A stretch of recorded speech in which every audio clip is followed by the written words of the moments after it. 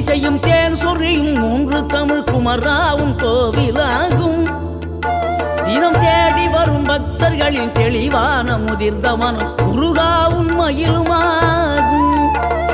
வேடனுரு கொண்டு பெருவேங்கை மரமாகி நின்ற வென்றீர் அணிந்த முருகன், நீ வாடுகின்ற உள்ளமதில் வற்றாது அருள் சேர்க்கும் வானோர்கள் போற்றும் தலைவன்.